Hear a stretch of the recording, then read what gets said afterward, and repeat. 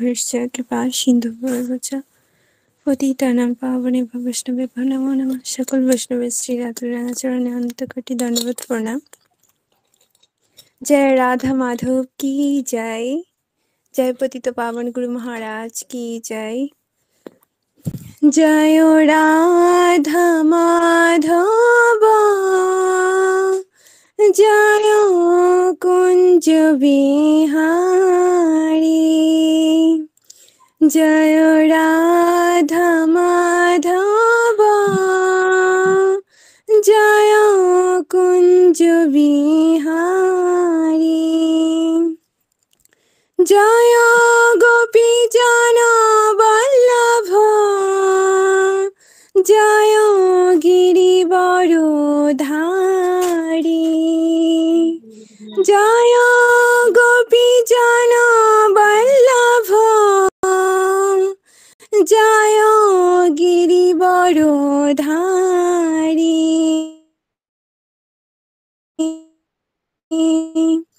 जय राधा माधव जय कुंज बिहारी। जशोदानंदन ब्रज जनरंजन जशोदानंदन ब्रज जनरंजन यमुना तीरावनचारी।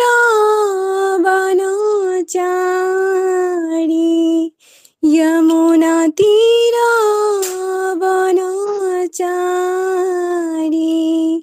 जय राधा माधव जय कुंज बिहारी। हरे कृष्णा कृष्णा कृष्णा हरे हरे हरे राम राम राम हरे हरे। हरे कृष्णा कृष्णा कृष्णा हरे हरे हरे राम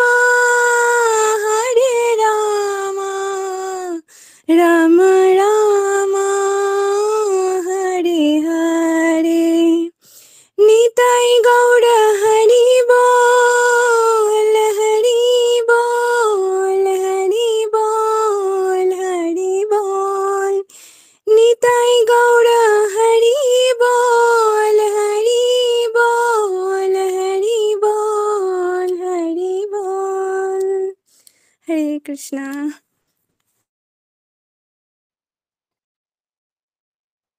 হরে বল, খুব ভালো। হরে কৃষ্ণ। হরি আমরা বল। কি নমঃ বিষ্ণুপদায় কৃষ্ণ পৃষ্ঠায় ভূতলে শ্রীমতী জয় পতাকা স্বামিনীতি নামিনী। নমো আচার্য পদায় নিতাই কৃপা প্রদায়িনী গৌরকথা ধামোদয় নগর গ্রাম তারিণী। নমঃ বিষ্ণুপদায় কৃষ্ণ পৃষ্ঠায় ভূতলে শ্রীমতী ভক্তি বেদান্ত স্বামিনীতি নামিনী।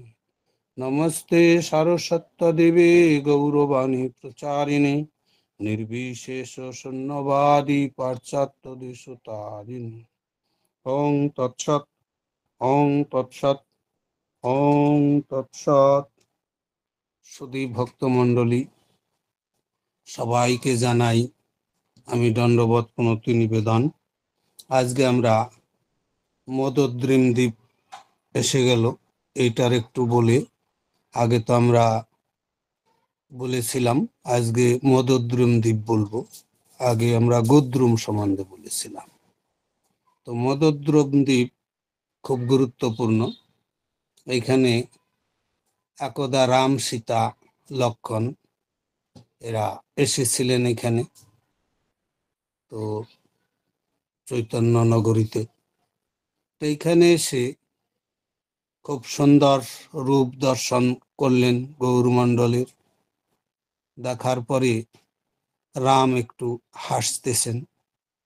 তো তখন সীতা দেবী জিজ্ঞাসা করলেন, প্রভু আপনি কি ব্যাপারে আপনি হাসছেন একটু বলুন। তখন রামচন্দ্র বললেন যে আমি এই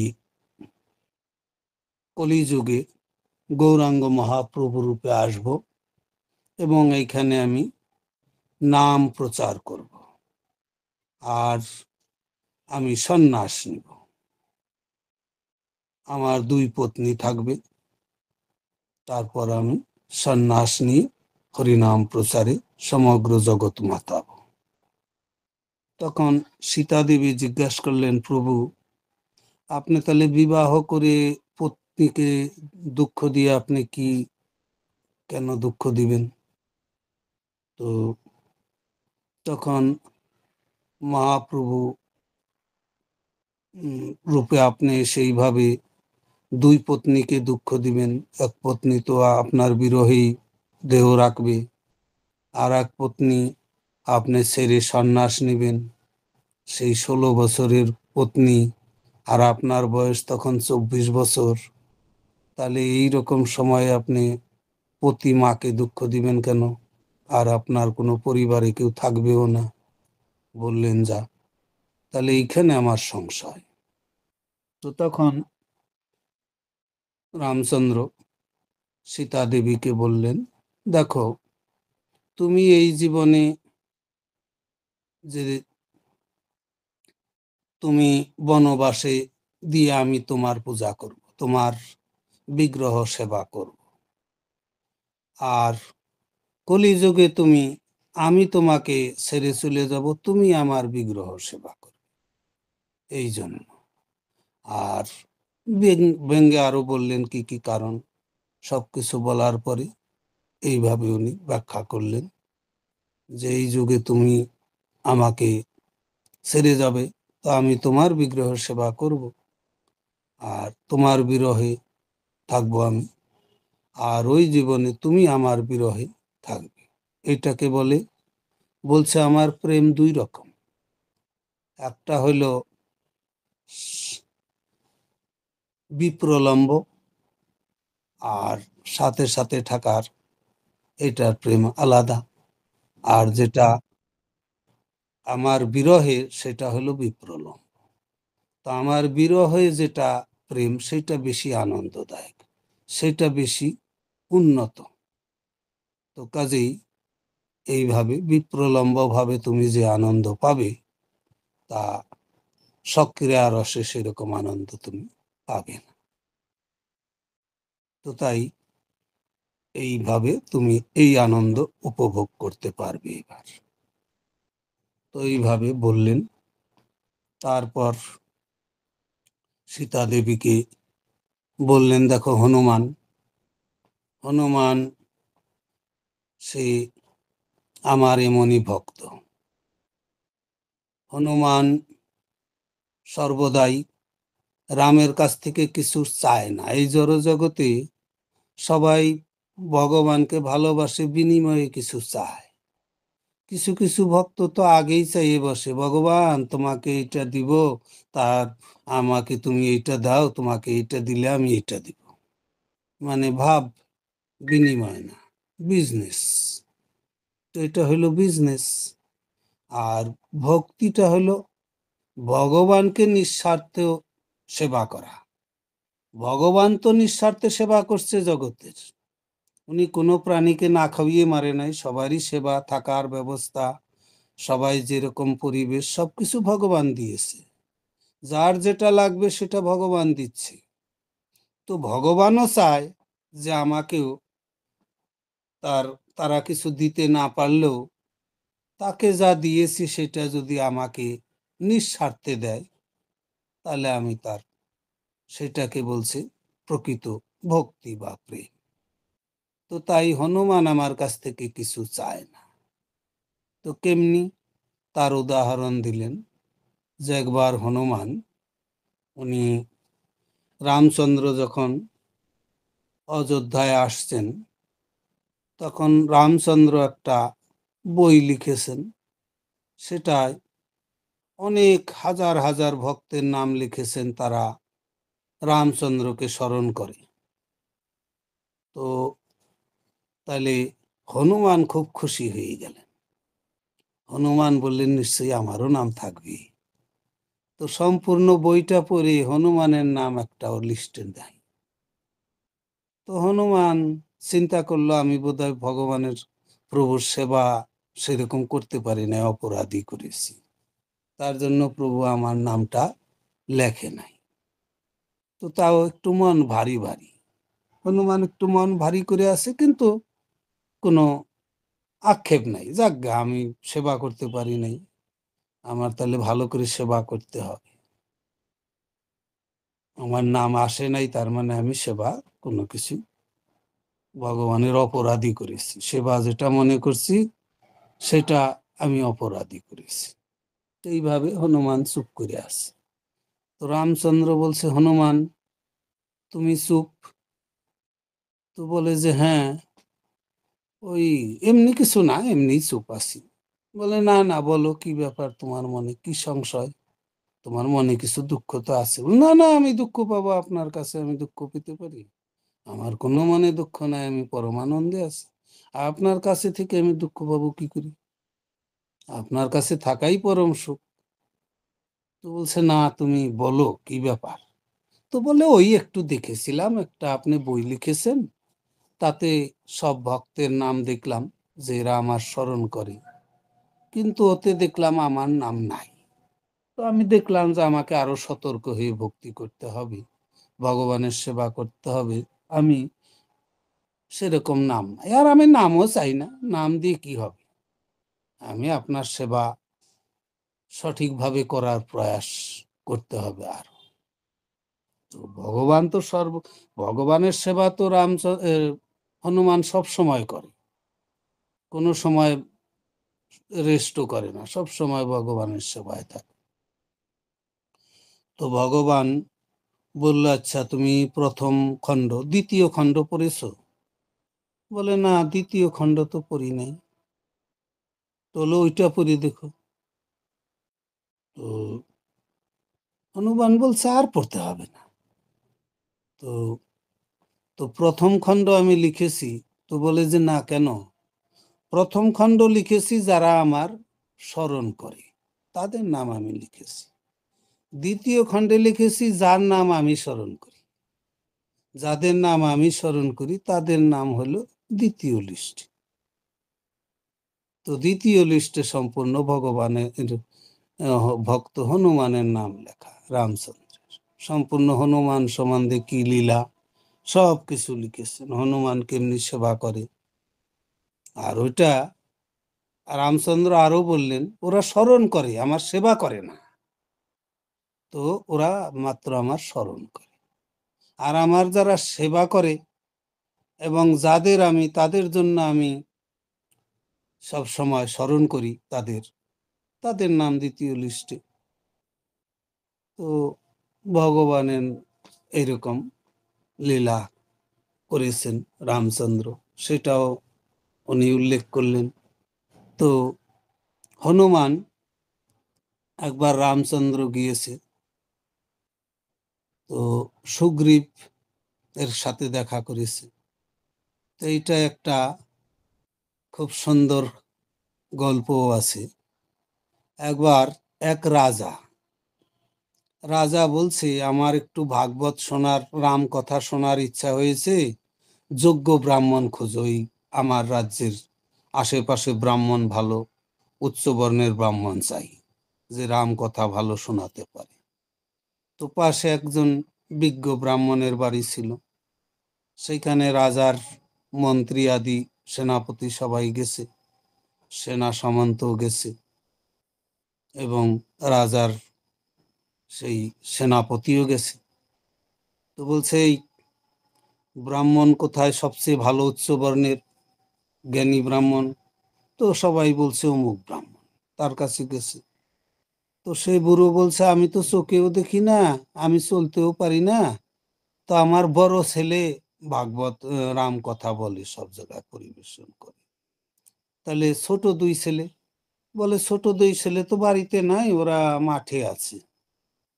তো একজন মানে গরু চড়ায়, আর একজন হইল মাঠের ফসল টসল করে। তো দুই ভাই মাঠে, তো মাঠের থেকে ওদের ধরে নিয়ে গেছে, বলছে রাম কথা শুনবে রাজা। তো এখন ওদের তো ভয় হয়ে গেছে, আমরা তো রাম কথা জানি না, আমরা কিছুই জানি না, মাঠের কাজ ছাড়া পড়ালেখাও জানি না, কি করব। তো তখন ওরা যখন রাজা বলছে ওদের রেস্টের জন্য হাউস দাও, রেস্ট হাউস, তো দুইজনকে এক রেস্ট হাউস দিছে, একদম সেই জাঁকজমক বিছানা। তো তারপরে ছোট ভাইটা বলে, হ্যাঁ, যে রাজা পুছুঙ্গা তো কাহা কহুয়া, রাজা যদি জিজ্ঞেস করে রাজুয়া পুছে তো কাহা কহু, কাহা কইব। তো তখন ও তো কান্না করে করে বলতেছে, রাজা যদি কিছু জিজ্ঞেস করে আমি কি বলবো, আমার তো জ্ঞান বুদ্ধিও নাই, আমি তো কিছুই জানি না, কি বলবো, এইভাবে বলছে। আর বড় ভাই বলছে, যাইছে তোর গতি আইছে মোর গতি। তো তখন ওরা তো রাজার সৈন্য তো শুনেছে, তো তখন বলছে, হ্যাঁ, তুই এত বড় রাজাকে রাজুয়া বললি? রাজুয়া মানে ছোট ভাষা, সম্মানীয় ভাষা না। তো ওরা রেগে গেছে, সৈন্য দুইজনকে রাজাকে বলছে এরকম আপনাকে গালি দিচ্ছে ওরা। হ্যাঁ, গালি দিচ্ছে, যাও ধরে নিয়ে অ্যারেস্ট করো। একদম কারাগারে দিয়ে দিয়েছে। তো কারাগারে দেওয়ার পরে ওরা কান্নাই করতেছে। তো এই কথা তার বড় ভাই শুনতে পেয়েছে কোনো জায়গায় থেকে, শুনতে পেয়ে বড় ভাই আসছে। ততক্ষণ ওরা 2-4 দিন 7 দিন হয়ে গেছে জেল খাটছে। বাবা হয়তো বলেছে, খবর পাঠিয়েছে। তো বড় ভাই এসে সোজা রাজার কাছে গেছে। বড় ভাই খুব বুদ্ধিমান ছিল, রাজার কাছে যাই বলতেছে, রাজা মশাই, এরকম আমার দুই ভাই ভক্ত, তাকে আপনি জেলে দিয়েছেন, আমি খুব দুঃখিত। তো বলে, কি করে তোমার বড় ভাই ভক্ত হইল? ওদের কাছে আমি রাম কথা শোনার জন্য পাঠিয়েছি, তো ওরা আমাকে গালি দিচ্ছে। তো তখন বড় ভাই বলছে, না, ওরা রাম কথাই বলছিল। কি বলছে? বলে, হ্যাঁ, এটা রাম কথা হয়। বলে, রাজুয়া পুছো তো কিয়া কহব, তো এটা রাম কথা হলো? তো বলছে, এটা রাজা হুজুর, এটা রাম কথা। কেন? বলে, ওই সুগ্রীব এর কাছে যখন রামচন্দ্র যায়, তখন সুগ্রীব কান্দে আর বলে যে আমার ভাই বালি আমাকে অ্যারেস্ট করে বন্দি করে এখানে পাঠিয়ে দিয়েছে, আমি এই পর্বতে থাকি, আমি নির্বাসনে আছি, আর আমার পত্নী টত্নী বালি ভোগ করছে, স্ত্রী পুত্র পরিবার সব বালি ভোগ করছে আমার স্ত্রীকে। তাহলে যাইছে তোর গতি আইছে মোর গতি, মানে এই কথাই বলেছে। তো বলে, এটা একদম রামায়ণের কথা। তখন এই বলে দিয়েছে বালি আর সুগ্রীবের, এই বলেছিল সুগ্রীব। রামচন্দ্র যখন গেছে, রামচন্দ্র বলছে ভরত রাজা হয়েছে, আমি বনবাসে আসছি। তো ও বনবাসে, সুগ্রীব তো তাই বলছে, যাইছে তোর গতি আইছে মোর গতি। আর সুগ্রীব কান্না করতেছিল। তো ওরাও ওই জন্য কান্না করছে, ওই কথাটা মনে পড়ছে না ওদের, ওই জন্য কান্না করছে। তো বলি, হায় হায়, এইরকম ভক্তকে আমি জেলে দিয়েছি, রাজা বলছে যাও যাও যাও, ওদের আনো, ওদের আমি পুরস্কার দিব, আর আমি ওদের দান দিব যথা উপযুক্ত, আর ক্ষমা চেয়ে নিব ওদের কাছে। তারপরে আর এক বলছে, আচ্ছা, তাহলে রাজোয়া পুষে তো কেয়া কইব, এটা কি করে হইল? জৈসে তোর গতি মোর গতি তো ঠিক হইল, তাহলে রাজোয়া পুষেগা, তাহলে এই কথাটার কি অর্থ? তো বলছে, হ্যাঁ, এটাও রামায়ণের কথা। কি বলছে? যখন রামচন্দ্র বনবাসে যাচ্ছিলেন, তখন সুমন্ত গিয়েছিল আনতে। রামচন্দ্রকে অনেক অনুরোধ করা সত্ত্বেও রামচন্দ্র বলছে, না, আমি যাব না, আমি বনবাস 12 বছর কেটে তারপরে যাব। তো তখন সুমন্ত খুব দুঃখ পেয়ে গেছে। তখন সুমন্ত ভয়ে ভয়ে বলছে, দশরথ রাজা তো আমাকে জিজ্ঞাসা করবে, তো তখন সুমন্ত কানতে কানতে গেছে যে রাজুয়া পুষে তো কেয়া কইব, তো কেয়া কহাব। তো রাজা যদি জিজ্ঞাসা করে তাহলে আমি কি বলবো, উত্তর কি দিব? রামচন্দ্র তো আসলেন না। তো এই জন্য এইটাও রামের কথা। তখন রাজা হাততালি দিয়ে বলে, আহা, আমি এত সুন্দর মধুর কথা আমি বুঝতেই পারি নাই ওদের। ঠিক আছে, দুইজনকেই নিয়ে আসো, দুইজনকে নিয়ে আসো, পুরস্কার দাও এদের। এদের এমন পুরস্কার দিব যাতে জীবনে আর কোনো কিছু করে খাইতে হয় না। হ্যাঁ, ওদের সারা জীবন উম ভরণ পোষণের টাকা দিয়ে দিব। ভরণ পোষণের টাকা নিয়ে বড় ভাই চলে আসলো, রাম কথা বড় ভাই শোনাল। তো এই ব্যাপার সুগ্রীবের ওখানেও হয়েছিল। সুগ্রীব রামচন্দ্রের হনুমান গিয়েছিল, তো সুগ্রীবের সাথে চুক্তি হয়েছে, রামচন্দ্র বলছে আমি বালিকে মেরে দেব। এখন সুগ্রীব আর রামচন্দ্র যুদ্ধ করতেছে, সুগ্রীব আর বালি যুদ্ধ করছে। যুদ্ধ করতে করতে বালি তো মারটার খেয়ে, বালি তো মারটার দিয়ে একদম সুগ্রীবকে ঠান্ডা করে দিয়েছে। সুগ্রীব পরাজয় হয়ে গেছে, দুর্দশা হয়ে সুগ্রীব পালিয়ে আসছে দৌড়িয়ে, যে বাস প্রাণময়ের ভয়ে। তখন রামচন্দ্রকে বলছে, প্রভু, আপনি চুক্তি করলেন আমি, তুমি যুদ্ধ করো, আমি বালিক, তুমি বললা যে তুমি যুদ্ধ করো, আমি বালিকে বধ করে দিব। তো তার কারণ ছিল, রামচন্দ্র আর বালি বসে, সুগ্রীব বসেছিল চেয়ারে, আর লক্ষণ গেছে সেখানে, লক্ষণকে কোনো সম্মান করে নাই। মনে করছে লক্ষণ তো ছোট, আমি বন্ধু আমার রামচন্দ্র, তো বন্ধু বন্ধু এখানে আসি, ওর ছোট ভাইকে সম্মান করবো কেন? সম্মান করে না। তাই রামচন্দ্র ওটা শিক্ষা দেওয়ার কি করছে, যুদ্ধের সময় ও ছোট ভাই হেরে আসছে মার খেয়ে।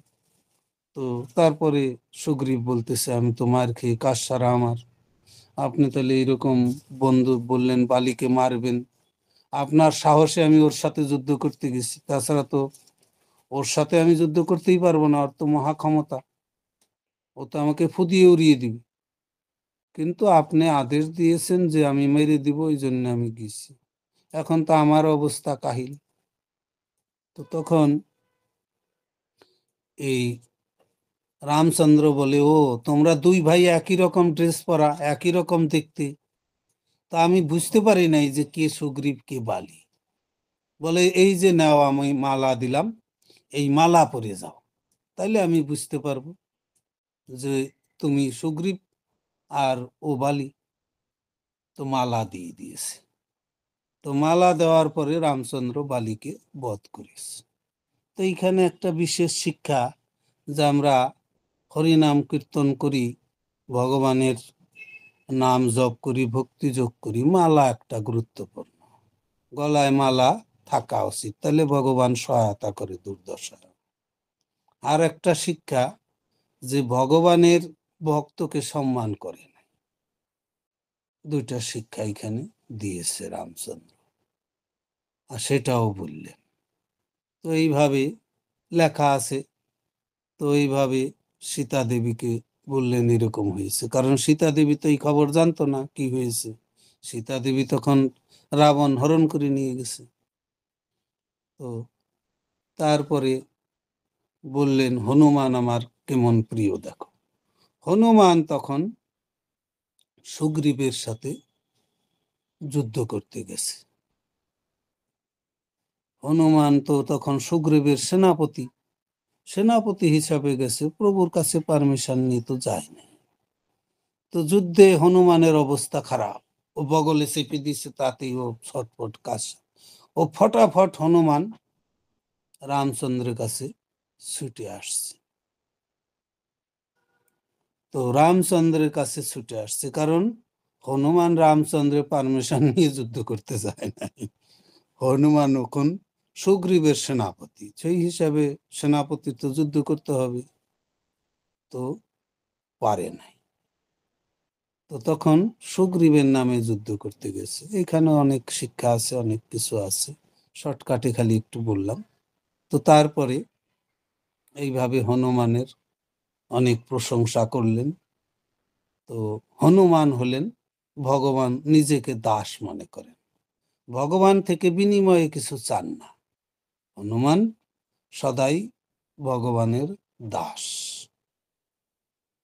তো এইভাবে তারপরে আমরা বলবো, এখন এইখানে গুদ্রুমদিমে রামলীলা করছিল বলে একটু বললাম। এখন আমরা বলবো হরিহর ক্ষেত্রের কথা একটু। হরিহর ক্ষেত্র আমাদের পরিক্রমায় মহারাজ যা বলেন, তো এখানে হরিহর ক্ষেত্র খুব গুরুত্বপূর্ণ। ওইখানে দুই নদী দুই দিক দিয়ে গেছে, একটা অলকানন্দা আর একটা মন্দাকিনী। তো সেইখানে মাঝখানেটা হরিহর ক্ষেত্র, খুব পবিত্র জায়গা। এইখানে হরিহর ক্ষেত্রে শিব যখন ভগবান গৌর হরি এখানে লীলা করছিলেন নবদ্বীপে, তারপরে উনি চলে যান নীলাচলে, তখন নিত্যানন্দ প্রভু এবং জীব গোস্বামীকে নিয়ে পরিক্রমা করায়। এইখানে যখন আসে, সেটা নিত্যানন্দ প্রভুকে শিব আর পার্বতী প্রণাম করেছিল ভগবানকে। তো এই জন্য এইখানটা খুব গুরুত্বপূর্ণ জায়গা। শিব সদাই এখানে থাকেন, ভজনা করে। তো কারণ পবিত্র স্থান। তো এখানে আবার প্রেম বিবর্তক গ্রন্থ আছে, সেটা লেখা আছে যে যিনি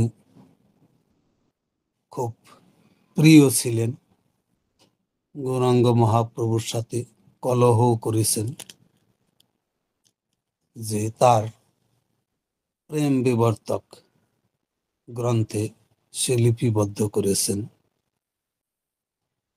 তো ওটাই লেখা আছে যে গৌরাঙ্গ মহাপ্রভু এক সময় এখান দিয়ে ভ্রমণ করেছিলেন। তো তো এখানে ভ্রমণ করার সময় উনি দেখলেন একটা শুক পাখি। শুক পাখি সে গৌরাঙ্গ গৌরাঙ্গ গৌরাঙ্গ গৌরাঙ্গ করছে। তো এইভাবে গৌরাঙ্গ গৌরাঙ্গ করে কীর্তন করছে উচ্চস্বরে। তো তখন গৌরাঙ্গ মহাপ্রভু সেই শুক পাখিটাকে এক কোলে নিলেন, বৃক্ষে বসে গৌরাঙ্গ গৌরাঙ্গ করে কীর্তন করছিল, গৌর হরি গৌর হরি গৌর হরি করে।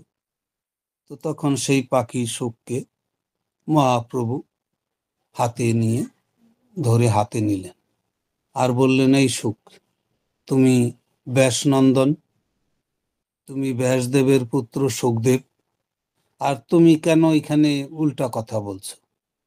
তুমি রাধা কৃষ্ণ রাধা কৃষ্ণ রাধা কৃষ্ণ।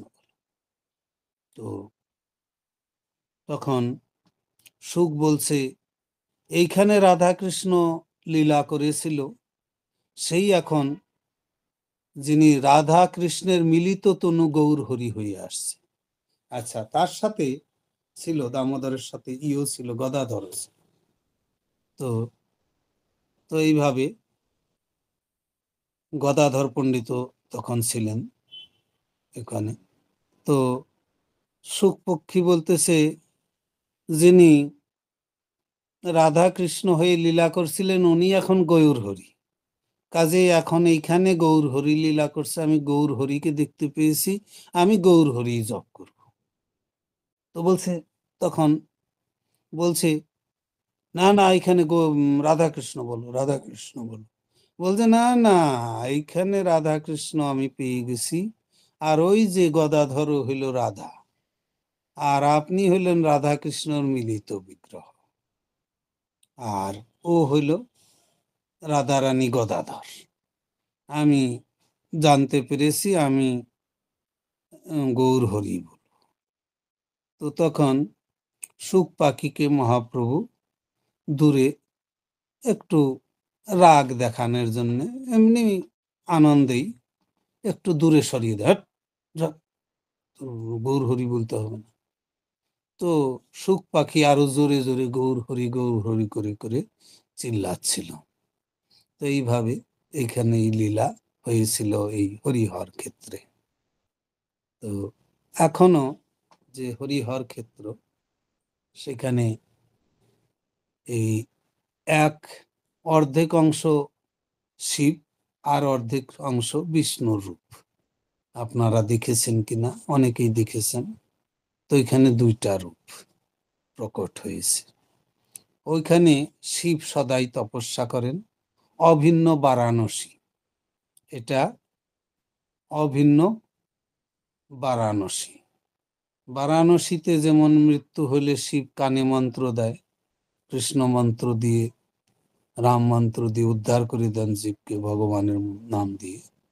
তো এইখানেও আমাদের হরিহর ক্ষেত্র অভিন্ন বারাণসী। এইখানে মন্দাকিনী এবং অলোকনন্দা আছে। তো এইখানে যদি কেউ দেহ রাখে, তাহলে শিব তার মুখ কানে সেই হরিনাম মন্ত্র দিয়ে তাকে উদ্ধার করে দেন। এই হরিহর ক্ষেত্রে আর একটা মহিমা আছে। হরিহর ক্ষেত্রে একটা পদের ছাপ, বিষ্ণু ভগবান বিষ্ণুর শ্রীপাদ পদ্মের ছাপ আছে সেখানে। সেই ছাপটা হলো গয়ায় আছে বা পা, আর ডান পা বিষ্ণুর এই হরিহর ক্ষেত্রে দেখবেন সেই মন্দিরে। তো এই ছাপটা আছে চরণ ছাপ। গয়াতে হইল বাম পায়ের ছাপ, আর হরিহর ক্ষেত্রে হইলেন ভগবান বিষ্ণুর ডান পায়ের ছাপ আছে। এটা স্বচক্ষে দেখতে পারবেন। আর এইখানে মন্দির ছিল, মন্দিরে তো গ্রামবাসীরা সেরকম মন্দির করছিল না। এটা এই লীলাটা প্রকট হয়, এই রূপটা প্রকট হয় রাজা কৃষ্ণচন্দ্র যখন এই কৃষ্ণনগরের রাজা ছিলেন। রাজা কৃষ্ণচন্দ্রর সময় এই শিব এবং অর্ধেক বিষ্ণু রূপটা প্রকট হয়। তো প্রকট হওয়ার পরে গ্রামবাসী এলাকা সবাই দর্শনে ব্যস্ত হয়ে যায়, খুব নাম হয়। তো তারপরে রাজা কৃষ্ণচন্দ্র জানতে পারে। তো একদা এর এত নাম হয়ে যায়, তো একবার দস্যু দল এটাকে চুরি করে নিয়ে যায়। চুরি করে নেওয়ার পরে আর অনেক থানায় ডায়েরি করে, কোনোভাবেই পাওয়া যায় না। থানা পুলিশ লেগে আছে, কোনো দিক দিয়ে এই মূর্তিটা আর পাওয়া যাচ্ছে না। তো তখন সেই একদা 15 দিন বোধহয় হয়ে গেছিল। তো শিশু ছেলেরা এক মাঠে খেলা করে, খেলার মাঠ, ফুটবল খেলেন। সেইখানে শিশুরা দেখে একটা শিয়াল পাট ক্ষেতের মধ্যে আইল দিয়ে যায়, আর অনেক সময় থাকে আবার ঘুরে আসে। ডেইলি দেখে শিয়ালটা এরকম যায়। তখন তাদের মনে সন্দেহ হয়, বারবার খেদায় শিয়ালটাকে, "এই, ভাগ ভাগ।" শিয়ালটাকে তাড়িয়ে দিলেও যায় না, ও ক্ষেতের পাট ক্ষেতের আইল দিয়ে ওইখানে যায়। তো তখন ওরা ছেলেগুলার কৌতুক হইলো, আরে দেখলি দিলে শিয়ালটা কি করে এখানে আইলের মধ্যে দিয়ে যায়, আবার ঘুরে আসে, চল তো দেখবো। তো শিয়ালটার পিছনে পিছনে যাই, দেখে এখানে এই এই বিগ্রহ আছে, অর্ধ শিব অর্ধ শ্রী বিষ্ণুর, হরিহর, হরি এবং হরের মূর্তি একই বিগ্রহে। তো তখন এইভাবে সেই মূর্তি খবর দেয় ছোট ছোট বাচ্চারা বড় মানুষদের, গ্রামের লোক সব ছুটে আসে, তো দেখে চিনতে পারে, আনন্দ হয়ে যায়। তখন সবাই বিগ্রহ নিয়ে পুলিশে জমা করে দেয় থানায়। থানা পুলিশে তো ডায়েরি ছিলই, তো থানা পুলিশ এসে দেখে যায়। থানা পুলিশ এসে দেখে বলে, তোমাদের এই মন্দিরে তো আবার চুরি হবে, আমরা এটা নিয়ে সব সময় এখানে আমাদের থানা, তাইলে এখানে করতে হবে, তো তোমাদের মূর্তি তবেই দিব তোমরা যদি এটা ভালো পাকা মন্দির করো, গার্ড থাকে যদি, যাতে চুরি হওয়ার ব্যবস্থা না হওয়ার ব্যবস্থা, গার্ড ডিউটি লাগাতে হবে গ্রামের লোকের। তো তখন ওরা ইস্কনে আসে। ইস্কনে এসে তখন তারা বলে যে আমাদের একটা ব্যবস্থা করে দেন। তখন থেকে ওই যে ইস্কনের দ্বারাই ওইটা নির্মিত হয়েছে মন্দিরটা। ইস্কনের দেখাশোনায় তত্ত্বাবধায়ক যখন হয়েছে, আর চুরি হয়নি। এখন সেই বিগ্রহ আনন্দের সাথে আপনার দেখতে পাবেন। আর বিশেষ করে রাজা কৃষ্ণচন্দ্র এই মৃত্যুর সময় যখন বৃদ্ধ হয়ে যায়, তখন চিন্তা করলো যে ওইখানে যদি দেহ রাখি তাহলে তো আমি ভগবত ধামে চলে যাব, শিব আমাকে মন্ত্র দিয়ে দিবে। আর শিব তখন রাজা কৃষ্ণচন্দ্র মৃত্যুর আগ দিয়ে ওইখানে একটা গৃহ নির্মাণ করে। গৃহ নির্মাণ করে মৃত্যুর অবধি সেইখানে প্রতীক্ষা করে যে আমার মৃত্যু হইলে আমার যাতে লাভ হয়। তো তাই রাজা কৃষ্ণচন্দ্র ওইখানে মৃত্যুবরণ করেছিল, যেখানে উনি বাড়ি তৈরি করেছিল, একটা কুটির নির্মাণ করেছিল, ভজন কুটির। সেখানে ভজনা করতেন এবং ওইখানেই দেহ রেখেছেন। তো এইভাবে হরিহর ক্ষেত্রের অনন্ত মহিমা। তো হরিহর ক্ষেত্র আপনারা পরিক্রমায় যারা দেখেছেন তারা তো ভালো, আর যারা না দেখেছেন তারা দেখে নেবেন। তো এইভাবে আমরা এই হরিহর ক্ষেত্রের একটু লীলা বললাম। তারপরে আমরা একটু আরো লীলা কথা আছে, তো সময় তো হয়ে গেছে, আর 5 মিনিট আমরা বলবো। তো এইভাবে গৌর হরি লীলা করেছিলেন। তারপরে আমরা বলবো একটু, আর একটু আগে আমরা, এখন তো আজকে তো সময় কম, ছোট একটা কিছু বলবো। সারঙ্গ মুরারি, সারঙ্গ মুরারির আশ্রম আপনারা দেখবেন, একটা বড় মন্দির আছে, ওখানে একটা কুঠির আছে। তো সারঙ্গ ঠাকুর ছিলেন মহাপ্রভুর ভক্ত। গঙ্গার এই পারে তার বাড়ি ছিল। তো সারঙ্গ বৃদ্ধ হয়ে গেছিল, কোনো শিষ্য গ্রহণ করে নাই। তো তখন মহাপ্রভু আসতেন গঙ্গা পার হয়ে, এখানে দেখা করতেন। তো একদিন মহাপ্রভু বলছে, তুমি শিষ্য করনি কেন? তুমি মরে গেলে তোমার পরম্পরা কি করে টিকবে? তো বলছে, প্রভু আমি তো দীক্ষা কি দিব, আমার যোগ্যতা নাই। তো বলছে, না তুমি দীক্ষা দাও। এরকম 2-3 বার বলছে। তো লাস্টে মহাপ্রভু যে আবার বলছে দীক্ষা দাও। তো তখন সারঙ্গ বলছে, ঠিক আছে, কালকে আমি যাকে দেখব তাকেই আমি দীক্ষা দিব। আপনি যখন আমাকে বলছেন, আপনার কথা তো অমান্য করতে পারবো না। তো কাজেই আমি, মহাপ্রভু, কালকে আমি যাকে দেখব, প্রথম যাকে দেখব তাকেই দীক্ষা দেব। তো মুরারি ঠাকুর গঙ্গায় স্নান করে, এই মন্দির ছিল তার ওখানে, বকুল আছে, সিদ্ধ বকুল, সেখানে মহাপ্রভু বসতেন। তো সারঙ্গ বলেছেন, তারপরের দিন গঙ্গা স্নান করে ভুলে গেছেন, আরে আমি তো কাউকে দীক্ষা দিব বলছি, সেটা তো আজকে করি নাই। তো এই বলতে বলতে একটা শিশু মৃতদেহ এসে তার সাথে টাচ হয়ে যায়, তার গায়ে যেই স্পর্শ হয়ে যায়, তখন সারঙ্গ বলে, ইহ, এ তো মুশকিল, অশুদ্ধ হয়ে গেলাম, মৃতদেহ টাচ হয়ে গেল। আবার ডুবকি মেরে স্নান করে আবার শুদ্ধ হয়ে আসবে। তখন ডুবকি মারার পরে উনি চিন্তা করে, ও মহাপ্রভুকে বলছিলাম যা আমি দেখবো তাকেই দীক্ষা দিব, তাহলে আমি মৃতদেহ দেখছি, তাহলে এইটাকে দীক্ষা দিতে হবে, প্রথম এটাই তো দেখেছি। তো তখন ওই শিশুটাকে ধরে কানের মধ্যে ফু মেরেছে, মন্ত্র দিয়েছে, কানে কানে সেই দীক্ষা মন্ত্র দিয়েছে। দীক্ষা মন্ত্র দেওয়ার সঙ্গে সঙ্গে সে শিশু জেগে চেতন হয়ে একদম চেতনা পেয়ে গেছে, সে উঠে গেছে, উঠে গুরুদেবকে প্রণাম করছে দীক্ষা দেওয়াতে। তো তখন সেই শিশু তার সাথে চলে আসে। তো সেই শিশুকে দীক্ষিত নাম দেয় মুরারি।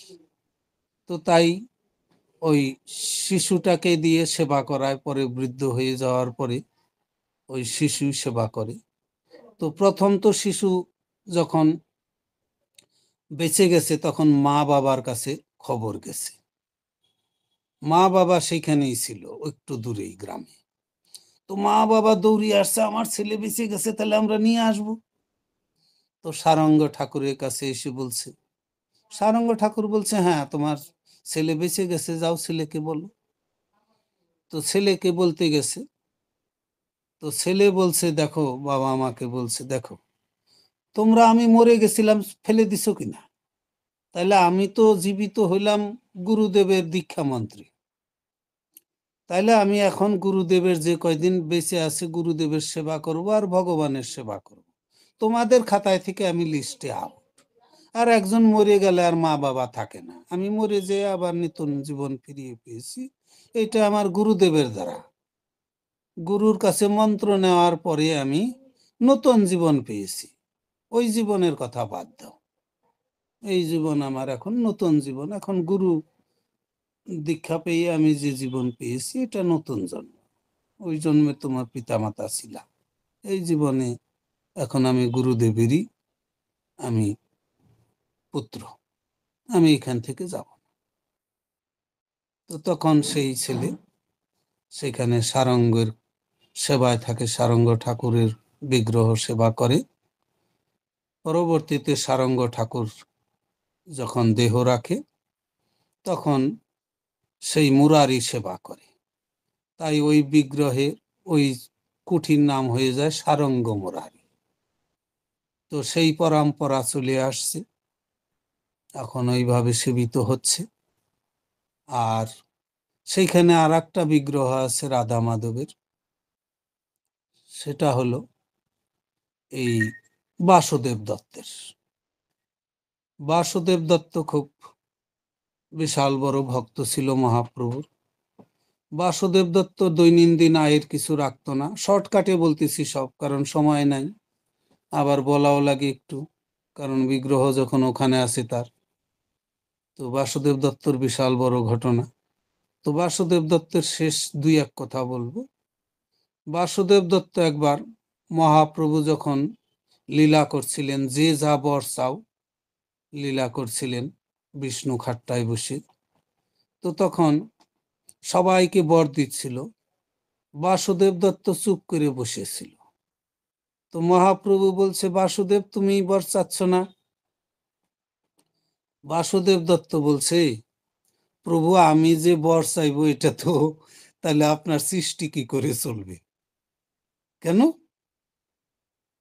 কৃষ্ণের সৃষ্টিতে তো কোনো অভাব নাই, সৃষ্টি কৃষ্ণের কি কি এক ব্রহ্মাণ্ড যদি চলে যায়, কৃষ্ণের অনন্ত কোটি ব্রহ্মাণ্ড আছে, কি করে চলবে না? কি বলছো তুমি? তো বলছে, আমি চাই আমি যতদিন বেঁচে আছি, মানুষ তো কেউ হরে কৃষ্ণ করে না, হরি নাম করে না, আমি যতদিন বেঁচে আছি ততদিন যারাই দেহ রাখবে তারা আপনার দামে যাবে। তো তখন তারা কেউ পাপ ফল ভোগ করবে না, তাদের পাপ আমি নিব। তো তখন মহাপ্রভু বলছে, এই কথা, কোনো ব্যাপার নাই, তথাস্তু, তুমি যতদিন বেঁচে থাকবে সবাই উদ্ধার হয়ে গোলকধামে চলে যাবে, আর তোমার পাপ নিতে হবে না, তোমার পাপ আর নিতে হবে না, তুমি হরিনাম করো, পাপের ভার ভগবান কৃষ্ণই নিয়ে নেবে। তো তখন এই বাসুদেব দত্ত থাকাকালীন যত জীব মারা গেছে সবাই গোলকধামে চলে গেছে, তারা এই যে আর দেহ পায় নাই পুনরায়। তাহলে বাসুদেব দত্ত প্রশ্ন করেছিল, তাহলে ওরা যে চলে গেল, তাহলে এই পৃথিবী তো খালি থাকবে, এই ব্রহ্মাণ্ড খালি হয়ে যাবে, পৃথিবী খালি হয়ে যাবে। পৃথিবীতে যতদিন আমি আছি ততদিন কেউ মরলে তারা বৈকুণ্ঠ প্রাপ্তি হবে বা গোলকধাম প্রাপ্তি হবে। তাহলে এই ব্রহ্মাণ্ড তো খালি হয়ে যাবে, তাহলে জায়গা মানুষ থাকবে না, লোকজন থাকবে না। মহাপ্রভু বললেন, না, ভগবানের কোনো ব্রহ্মাণ্ডে একটু জায়গা নাই, খালি নাই। বলে কেন? একজন মরবে, সব অনন্ত কোটি ব্রহ্মাণ্ড থেকে যদি একজন করে আসে, পৃথিবীতে পা ফেলার জায়গা থাকবে। তো কলিযুগে তাই পা ফেলার জায়গা নাই। দেখেন, ধানের আবাদ করলে কীটনাশক ঔষধ না দিলে ধান আবাদই হবে না। আম ফসল ফলাবে, আমের মুকুল আসে, বিষ না দিলে, ওষুধ না দিলে আমই টিকবে না। কেন? সবকিছু এইখানে বেশি বেশি, মানুষের সংখ্যাও খুব বেশি। কেন? অন্য অন্য গ্রহ থেকে একজন করে আসলে এই পৃথিবীতে জায়গা থাকবে না, মহাপ্রভু বলছে। এখন সেটাই চলছে। এখন বাসুদেব দত্ত অপ্রকটের পরে আবার ভিড় হয়ে গেছে, তখনও ভিড় হয়েছিল, কমে নাই, বাড়বেই সংখ্যা। তো এইভাবে বাসুদেব দত্ত খুব ভালো লীলা করেছিলেন, শর্টকাটে বললাম। তো এই বাসুদেব দত্ত যখন বৃদ্ধ হয়ে যায়, তখন সেবার মৃত্যুবরণ করবে, তার আগে ওই সারঙ্গ মুরারির ওইখানে মূর্তিটা সেবার জন্য পাঠিয়ে দিয়ে দেয়। তো সেই জন্য বাসুদেব দত্তের বিগ্রহ ওখানে আছে। তো এইখানেই আমরা আজকে বিশ্রাম দেব।